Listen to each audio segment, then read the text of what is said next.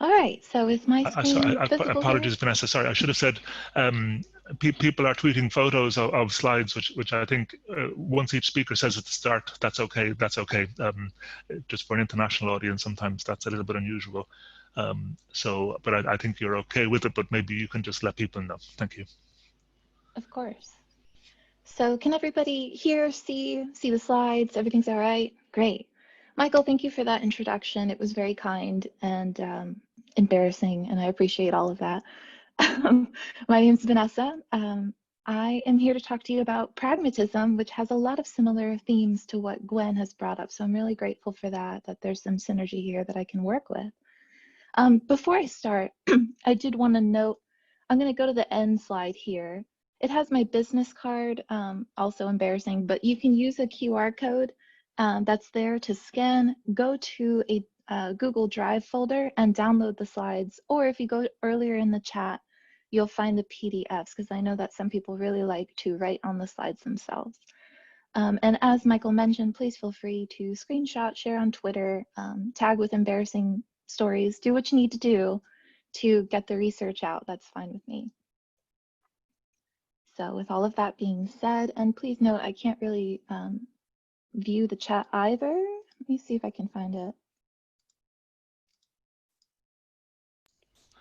I can relay chat to you, but there's an exit full screen in the top right-hand corner that I figured out is the best way. Yeah. Thank you. Okay, I have it up here so I can see. Oh, Paulette, thank you. Okay, so I can see what you've written, and let's go ahead and start. So good morning to global researchers of CER. I'm very honored to have you all as a captive audience, and I'll do my best to honor this privilege by promoting a discussion as to the practical relevance of our research. We all know that the dissemination model that we use can at times be limiting, and I'm hoping that what I share today could help us be a bit more reflective and promote the dissemination of our work that we work so hard on.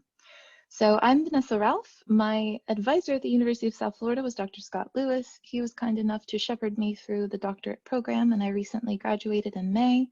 Now I'm living in the Midwest in the United States in a state called Wisconsin, and I'm working with the Ryan Stowe Group, which has been fantastic so far. I did want to note that when you see a GIF like you see here with Pamela over and over, please note that that is a cue for everyone who might be sleepy in different time zones, that audience participation is imminent. So here's the cue. We're going to start right at the top. In the chat box, I would like for you to self-identify your most recent research efforts as one of these three categories: predict, evaluate, and describe. You're welcome to use multiples, of course. If you could go ahead and just type these into the chat box, I'd like to get a sense of where everyone's research sort of falls.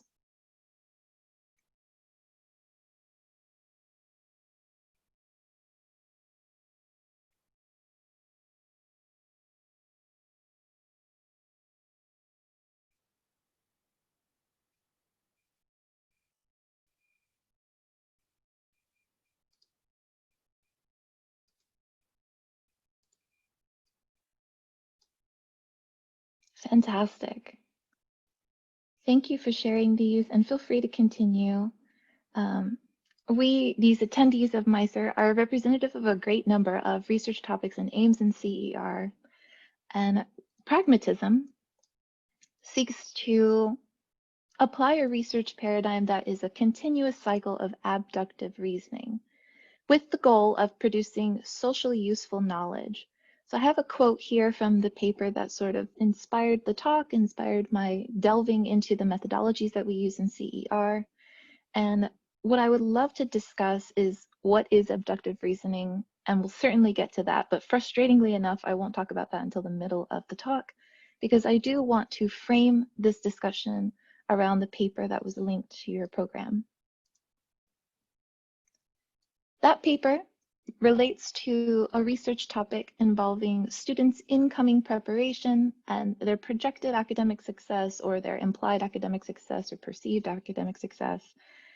This relation between these two ideas for students is basically what most of my work revolves around. And in developing the methodology for the study that was shared, I, as any one of you would do, first examine the available literature. When I did that, I noticed some interesting trends in the aims of the studies published on this particular topic of research. Yeah, my cat's a lot of fun. So what I did was I went onto the Google machine, I downloaded 19 articles from the first 2 pages of Google Scholars that were flagged with the key terms that you see in the gray box. And I did this to illustrate a point. So here is a table organized by research aim, and you'll notice that 11 of the 19 articles aim to predict. So the research questions around these papers were typically what student level, sorry, my cat's crazy. What student level variables predict their success in future STEM coursework? So this was an important research question. It's a valid research question, but you can see it's very heavily represented in this particular research topic. The resulting claims of these works were generally that past preparation seems to predict students' future academic success. And in the physical sciences, many of these were related to math preparation. So since we have this research question of which student levels account for the observed variance in academic success, I wanted to know what can become problematic about a research topic that is heavily represented by a particular research aim. Our aims and the questions that we ask tend to align along the reasoning strategy that we use to analyze our data. And in predictive studies, there's an element of deductive reasoning wherein we have a predictor and or a number of predictors, and we're trying to assess the variance that these account for in our data. And our testing can confirm or deny the extent to which the variables account for these variances. So preparing you all, again, for some audience preparation, I'd like to ask a social relevance question. What implications can you as an instructor expect from these claims? And please feel free to type it in the chat box.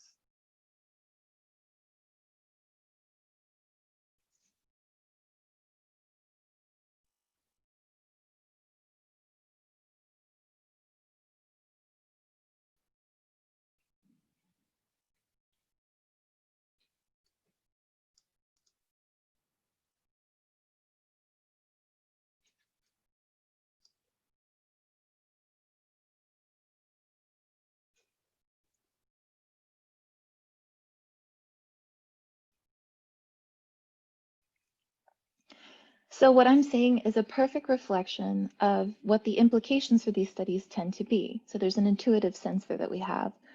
More practice is an implication often posited.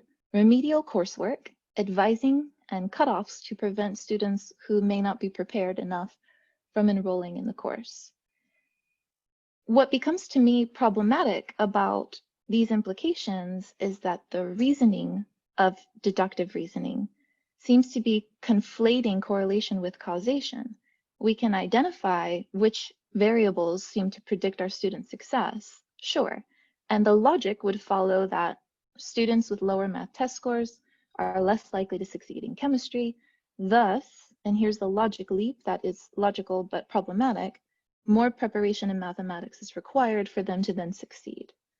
I would posit to you, though, that it could be that what we're seeing has littler or less to do with the student's preparation and more to do with how we assess math preparation and how we assess academic success.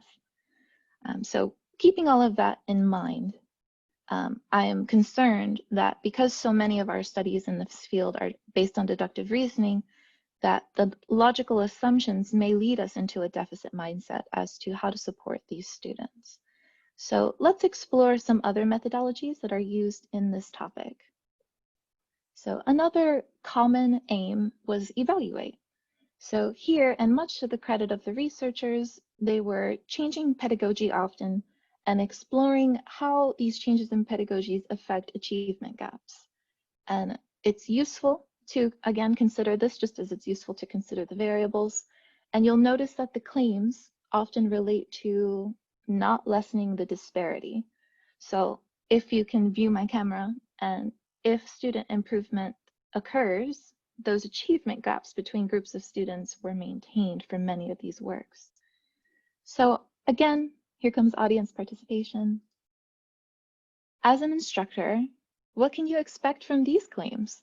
That the lesson or the achievement gaps aren't lessening with changes in pedagogy. What do you as an instructor take from that?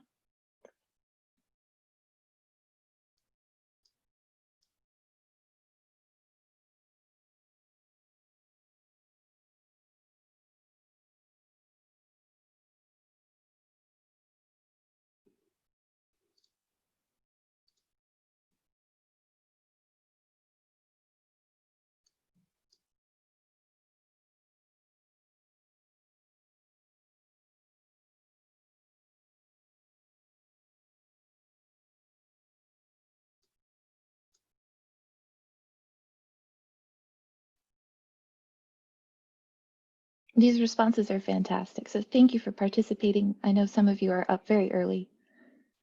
So from my perspective, is it the case that differences in preparation are unlikely to be addressed by changes in pedagogy? Perhaps. But because of this deductive reasoning pattern that we're using to evaluate, predict, these are examples of deductive reasoning, is it possible that we have failed to really describe what the problem is? There's the assumption there that we're predicting student performance based on math test score, thus more math will help them succeed in chemistry. But how much has that assumption been tested? So as I mentioned, these evaluative studies are, again, based on deductive reasoning, wherein we have a theory that, or a hypothesis that changing the pedagogy might lessen the achievement gap, and we can test that hypothesis with our data. But what is far less represented in these studies are examples of inductive reasoning, wherein someone can go in, observe the students, we can do response process work, we can look at their instructional and assessment emphases. If we go beyond the student level and consider the classroom level or the institutional levels, so that we're not trying to repetitively pinpoint things on the student level and consider other influences. And in testing these, we can develop patterns and apply those to develop our theory as to what's going on. So while I support calls for increasing the quantity and the reportedness of these types of research efforts, these types of works are often criticized as limited in generalizability and reproducibility. And for everyone who's wondering what in the world was abductive reasoning and pragmatism, we're finally there. So we've got our deductive, we've got our inductive, and that continuous cycle implies that we're going to go through these continuously, and that there is nothing against a researcher who can collect the data so that they can explore deductive conclusions, they can test those, then they can take them into inductive explorations to explain the why and how. Then once they have a hypothesis for the why and how, go through and test again, and so on and so forth. So that iterative, reflective sort of sense of research that Gwen was discussing is very much prominent here in my talk as well. Pragmatism seems to be a valuable approach. And given the limitations of the number and type of research aims going into my topic, the study that I designed sought out to mitigate this a little bit by contributing a work that does pursue this more iterative approach. So using the deductive reasoning strategies of past works, identifying chemistry students as at risk based on their math test score, I then applied that to identify students who would then be at risk using those measures and sought to test the hypothesis. Do they struggle differentially on mathematics or systematic approach? Are there other considerations like representational competence, the way that they illustrate and interpret representations in our field? Or is this more conceptual in nature? And the direction at least the content that I pursued this from was from the content of stoichiometry. The reasoning behind that is that prior works that I'd worked on and prior works published in the literature base suggest that this is the strongest predictor of student success in general chemistry, stoichiometry. And so I sought to test this hypothesis. Are the differences that we see in the students' academic success more attributable to one of these than the others? If so, if systematic approach or math skills were explaining the differential, then is this evidence that preparation needs to be intensified in mathematics before chemistry? Or should chemistry courses measure proficiencies with chemistry reasoning over mathematics? Should we have that discussion? If it's more representational, then should we delve into the literature and explore ways of promoting this skill set with student-generated representations and discussions being had in class? If it is more conceptual, and bear with me because I know sometimes the leap of what is conceptual about stoichiometry can be difficult to surmise, but do students recognize the difference in meaning and intent behind units and measure? Do students recognize that chemical reactions are not some procedural knowledge, but they're actually processes in which the reactants are consumed and the products are produced? So we explored these. And based on the predictive models that we had, this is what we expected to see. We expected that the students predicted as at risk based on math test score would have more challenges observed with applying systematic approaches or their math skills, and maybe even challenges in the other categories. But our results were more consistent with the evaluative studies, where in student performance, the gaps were maintained or that the student's performance was very similar. When we looked at the challenges across these three lenses, we saw very little difference. So despite the differential being quite large, we only saw differences in these three different lenses that were very small. So what we had to do was kind of revisit our data. And one code that stood out to us was this, wherein students use the wrong process. They use a chemically invalid, a chemically flawed process, but arrive at the correct answer. So this might be indicative of a false positive, where students are getting a correct answer using a wrong process, thereby thinking and believing that they understand and communicating to their instructors through their assessments that they do understand when they may not. So we sought to explore, okay, let's look at these individual items because this was the greatest explanative basis for the differential performance we were seeing. One of the four tasks we looked at, there were 86 students who shared an incorrect process, and the students who were scoring in the top 3 quartiles or T3QS of math aptitude, and 52 students in the bottom quartile who also gave incorrect responses.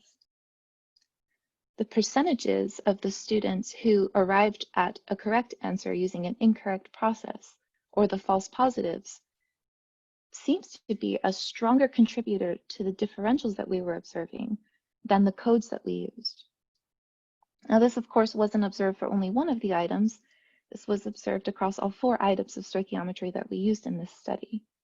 And we noticed that the more difficult the item, the greater the differential was explained by these false positives, whereas the easier the item, the less the students needed to sort of rely on inaccurate logic to solve the problems. So if we had these data for our multiple choice instruments, that this is how often our false positives were occurring, I believe all of us would question the cognitive validity evidence that we're seeing in our assessments. So I posit this quote, and I'll let you all read it because I despise when people read to me.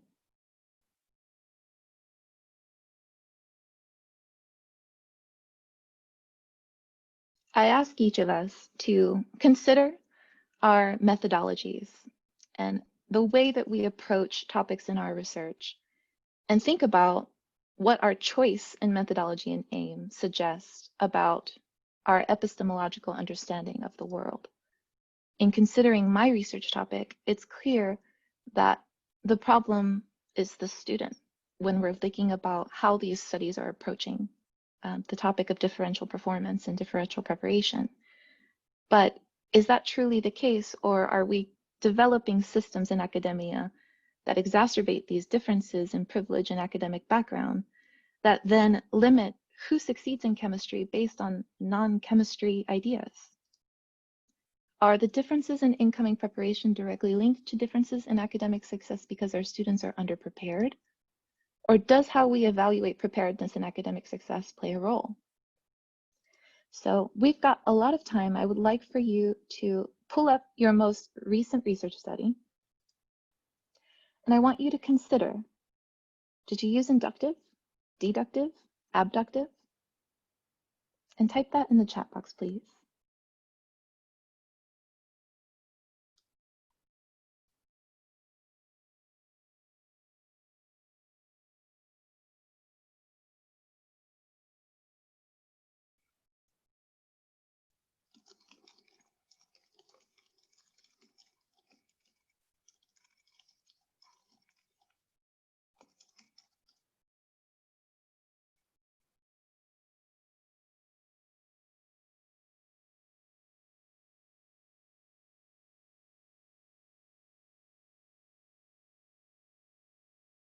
Thank you for participating.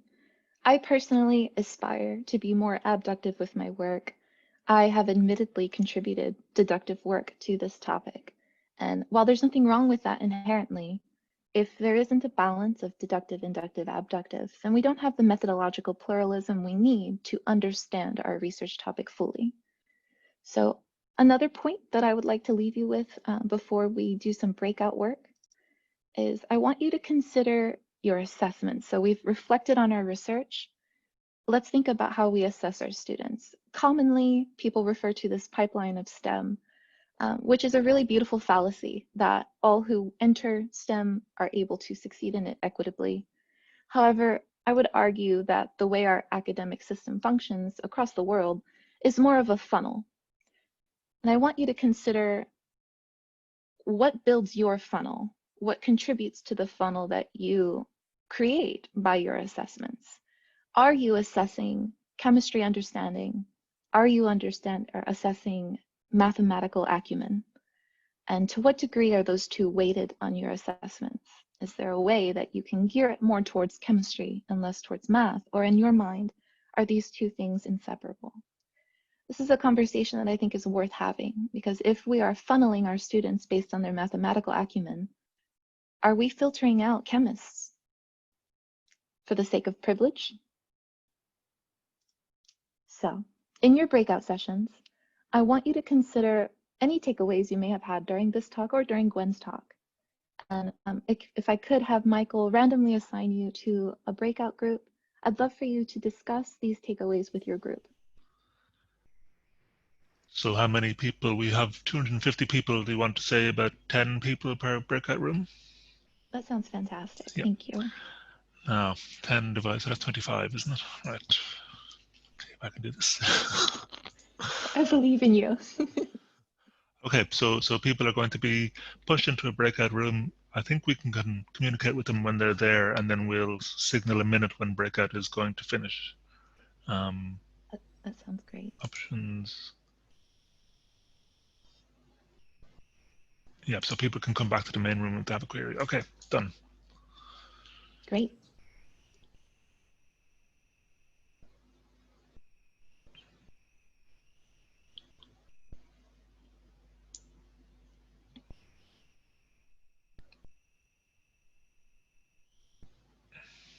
Michael?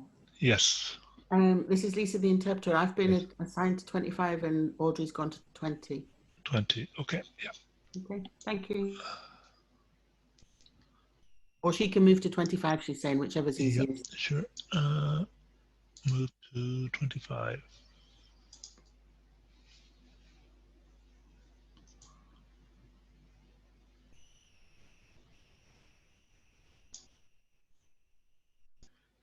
So you should be both in 25 now.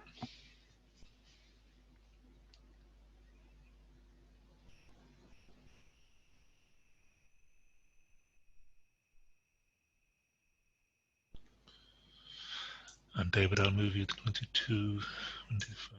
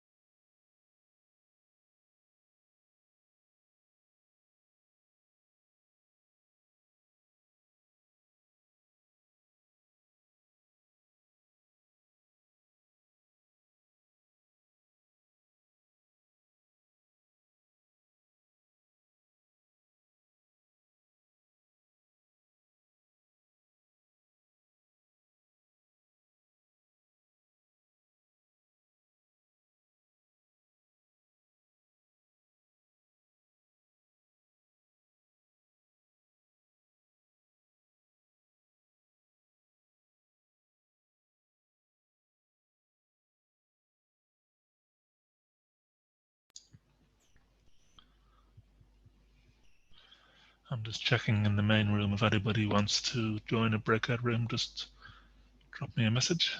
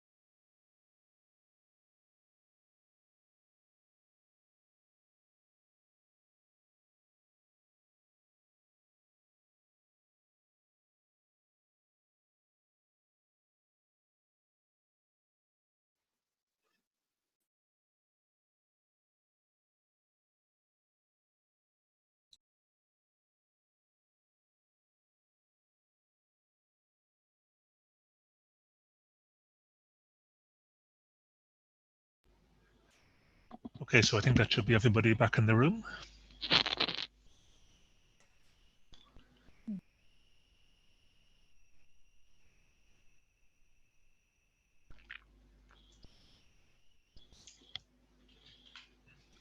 There we go. There's the unmute button.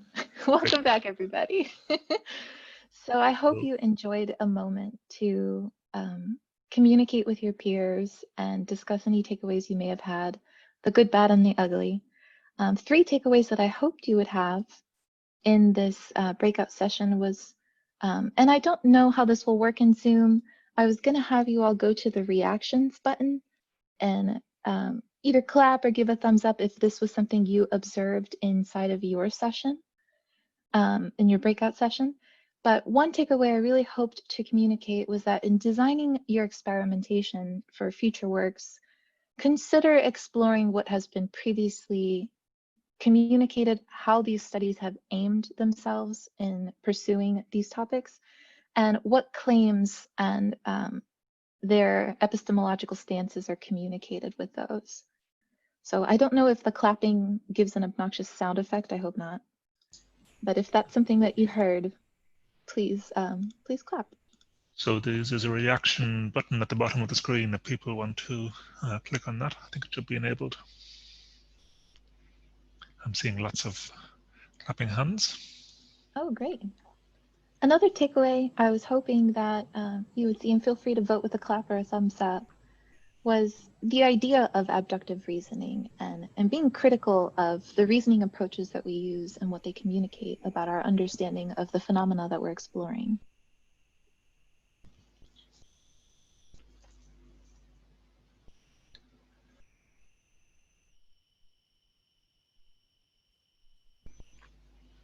I see a couple clapped hands emojis, that's fun. And the last one, and hopefully most impactful, was I was hoping to communicate the bias of, are our students underprepared, or is it how we evaluate, or perhaps both, and being open to the possibility that it could be how we measure, or it could be both, rather than basically pinning it on the student's preparedness. So is that bias something that came up in your discussion?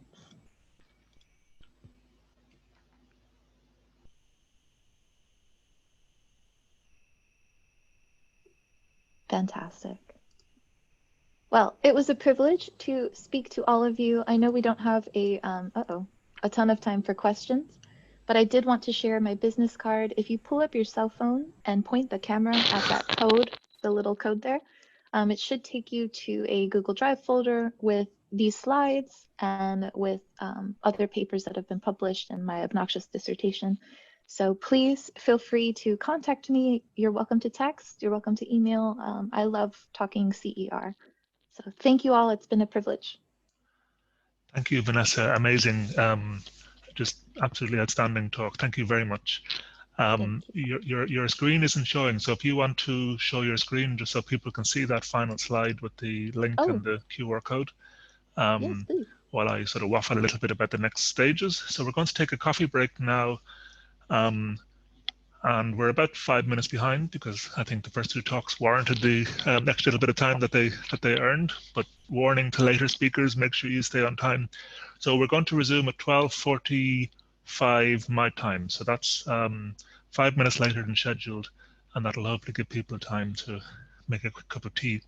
If you want to be associated in a breakout group, or if you feel free just to chat openly here, you can let me know in the chat. And we'll resume in just over 10 minutes. Thank you again, Vanessa.